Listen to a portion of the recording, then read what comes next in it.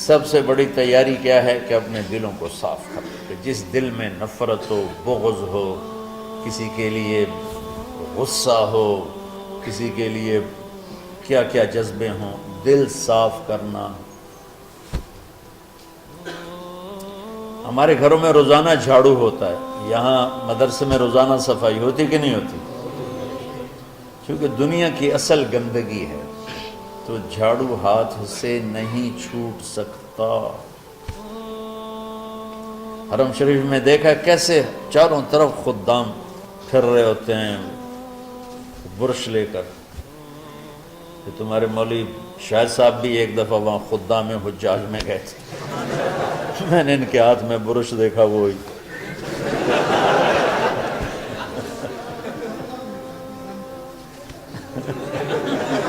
وہ حرم ہی ہے۔ کون سا سن تھا؟ 97۔ تو دل پہ غبار ایسے آتا ہے جیسے صحن میں غبار آتا ہے، دل پہ گندگی ایسے آتی ہے جیسے صحن میں آتی ہے۔ تو ہم نے نظام بنایا ہوا ہے، لوگ وہ کر رہے ہیں، وہ روزانہ جھاڑو دیتے ہیں۔ تمہارا دل ایک آنگن ہے، ایک صحن ہے، اس میں بغض، نفرت، حسد، پتہ نہیں کیا کیا گندگیاں آئیں گی اور آتی رہیں گی۔ بچوں ایک کام کرو، جھاڑو پکڑ لو، صاف۔ یا اللہ معاملہ تجھ سے کرنا ہے، لوگوں سے نہیں۔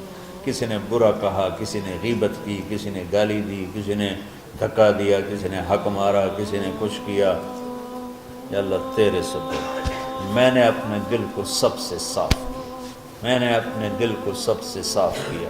یہ اتنی بڑی عبادت ہے کہ بڑے بڑے نفلوں والے، تہجد والے، حج عمرے روزے والے تمہیں نہیں پکڑ سکیں، کیونکہ اس کا کرنے والا دنیا میں کوئی نہیں۔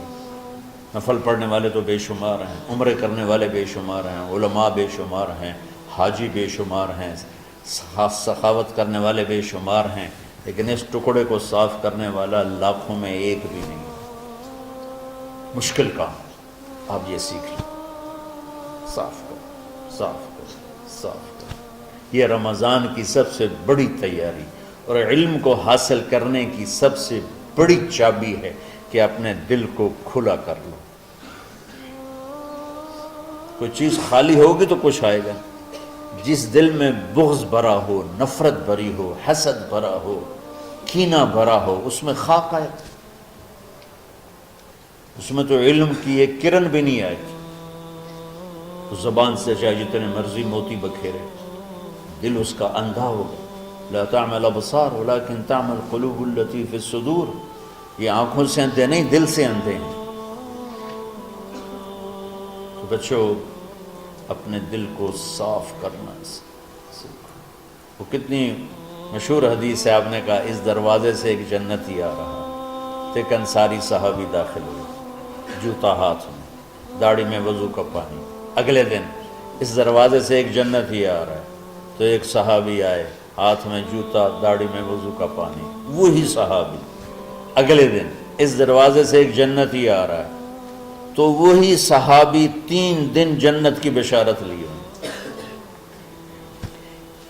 اس صحابہ کی جماعت میں ایک شخص ہیں جن کا نام ہے عبداللہ بن عمرو بن عاص۔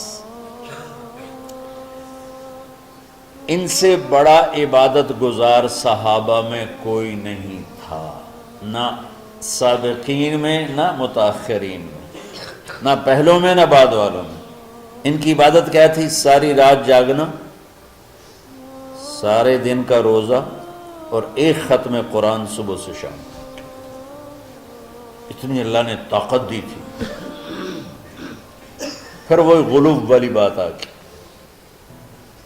ایکسٹریم ہونے والی بات آ گئی۔ ان کی شادی والی رات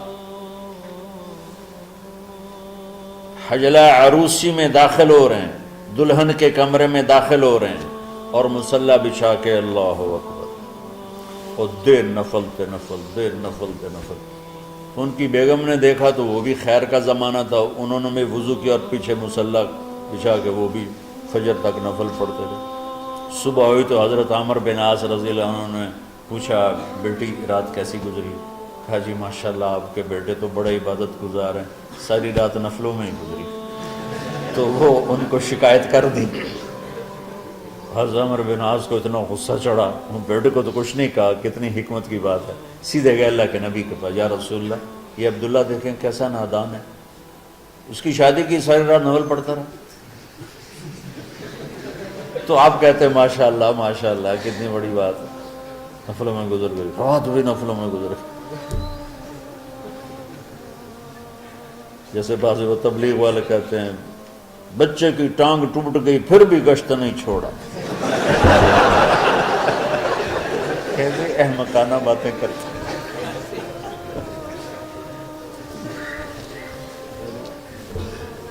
تو آپ نے حضرت عبداللہ بن عمر کو بلا کے ڈانٹا کہ تو نے مہینے میں 3 دن روزے رکھنے ہیں، بس نہیں رکھنے، اور ہفتے میں 1 قرآن ختم کرنا ہے۔ کہا یا رسول اللہ میرے اندر طاقت زیادہ ہے۔ پھر اچھا 15 دن روزے رکھنے، یعنی میرے اندر طاقت زیادہ ہے۔ آپ اس کو تھوڑا تھوڑا کر کے گھٹاتے رہے، اور وہ ہر دفعہ نہیں یا رسول اللہ میرے اندر طاقت زیادہ ہے۔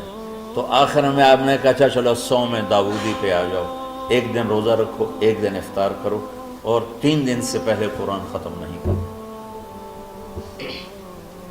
تو آپ نے اس کو پیچھے کیا۔ یہ بیٹھے تھے اس محفل میں، ان کے دل میں آیا کیا یہ بزرگ مجھ سے زیادہ عبادت کرتے؟ رات میں ساری جاگتا ہوں، دن روزہ رکھتا ہوں، 1 ختم کرتا ہوں، تو جنت کی بشارت تو مجھے ملنی چاہیے تھی، ان کو کیسے مل رہی؟ یہ کسی کتاب میں نہیں لکھا کہ یہ ان کا جذبہ تھا، لیکن جو کہ میں ان کی سیرت کو جانتا ہوں تو مجھے خیال آتا ہے کہ ان کی نفسیات میں یہ بات آئی ہوگی، چونکہ صرف انہی کو خیال آیا کہ میں جا کے دیکھتا ہوں کہ یہ بزرگ کیا کرتے ہیں۔ تو ان کے پاس پہنچ گئے، چاچا ذرا، وہ ادھیڑ عمر تھے، چاچا وہ میرے ابا تھوڑے ناراض ہیں تو کچھ دن آپ کے پاس گزارنا کا، بیٹا بسم اللہ آ جاؤ۔ اب رات ہوتے ہی عشاء کی نماز پڑھ کے انہوں نے جلدی سے چادر اوپر لی اور یوں سراغ کر کے ان چاچے کو دیکھنے لگے کہ اب یہ کیا ساری رات سجدہ کرے گا، اور ساری رات روتے روتے روتے روتے مصلی گیلا ہو جائے گا، یا ساری رات رکوع کرے گا، ساری رات قیام کرے گا، ساری رات قرآن پڑھے گا، اس تصور سے یوں دیکھ رہے۔ اور وہ بزرگ صحابی تشریف لائے، سرانے پہ سر رکھا، اللہم بسمک اموت و احیا، ہو گئے۔ اب یہ دیکھ رہے ہیں ابھی اٹھیں گے، ابھی اٹھیں گے، ابھی اٹھیں گے، فجر کی اذان پہ اٹھے۔ اب یہ تو حیران پریشان ہو گئے کہ یہ کیا ہو؟ اس زمانے میں تو منافق تہجد نہیں چھوڑتے تھے ڈر کے مارے کہ پتہ نہ چل جائے ہمارے کفر کا، تو یہ چاچا جنت بھی لے گیا تو ستا بھی پیا کہ چلو کل دیکھوں گا۔ اگلی رات پھر چادر سر پہ کر کے اور یوں سوراخ کر کے لیٹے ہوئے اور دیکھ رہے۔ چاچا پھر تشریف لے اور سرانے پہ سر رکھا، اللہم بسمک اموت و احیا، ہو گئے۔ فجر کی اذان پہ اٹھے، یہ اور پریشان ہو گئے کہ میرا نبی کا فرمان تو سچا ہے، اس میں تو شک بھی کفر ہے، لیکن عمل کیا ہے جس پر اس کو جنت کی بشارت ملی؟ 2 رکعت نفل بھی نہیں۔ اور آج کے دور میں تم میں سے ماشاءاللہ اکثر بچے تہجد پڑھتے ہیں کہ 1 رات اور دیکھوں گا، اللہم بسمک اموت و احیا، ساری رات۔ تو تیسری رات پھٹ پڑے عبداللہ بن عمر، کہنے لگے چاچا میری ابا سے کوئی لڑائی نہیں تھی، 3 دن میں تیرے بارے میں سنتا رہا، جنتی جنتی جنتی۔ میں دیکھنے آیا تھا کہ آپ کیا کرتے ہیں، آپ تو کچھ بھی نہیں کرتے، ساری رات سوتے رہتے، اب کیا کرتے ہو؟ میں نے کہا بیٹا یہی ہے جو تم نے دیکھا ہے۔ اب ان کو سمجھ میں نہیں آ رہا کہ یہ جوڑ کیسے بٹھاؤں، ادھر جنت کی بشارت، ادھر ساری رات خراٹے، اب یہ اس میں جوڑ کیسے بٹھاؤں؟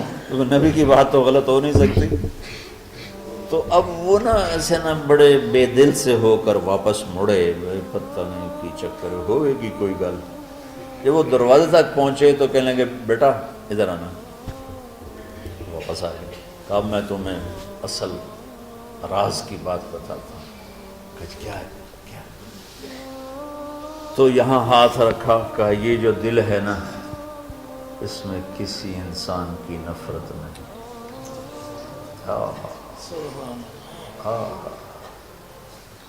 اور جب اللہ کسی کو رزق دیتا ہے، عزت دیتا ہے، مجھے کبھی حسد نہیں ہوا، مجھے خوشی ہوتی۔ تو عبداللہ بن عمر نے کہنا تھا ہاں یہ بات ہے، نہیں، انہوں نے کہا ہاذا ہوا، اچھل کے کہنے لگے ہاذا ہوا، ہاں ہاں ہاں ہاں یہی ہے یہی ہے یہی ہے۔ پھر کہنے کہ چاچا پر یہ میرے بس کا نہیں ہے، کون کرے گا یہ؟ اتنے بڑے آدمی ہو کر کہہ رہے ہیں کہ یہ میرے بس کا۔ تو بچوں، دنیا میں جنتی بننا ہے اور علم اللہ سے لینا ہے تو اسے صاف کرو، سب کی نفرت سے۔ سب، اس نے مجھے یہ کیوں کہا، اس نے مجھے یوں کیوں دیکھا، اس نے میرے بارے میں یوں کیوں کہا، اس نے میرے بارے میں یہ کیوں لکھا۔